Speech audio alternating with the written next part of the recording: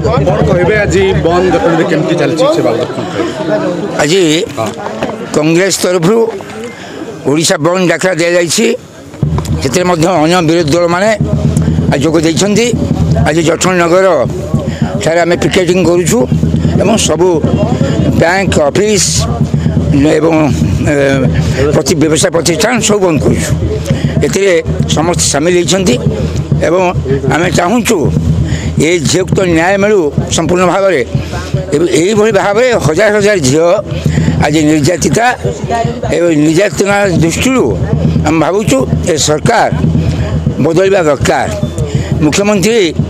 छाड़ा दरकार एवं शिक्षा मंत्री इस्तीफा देवा दरकार एवं इस्तीफा देने आम चाहूँ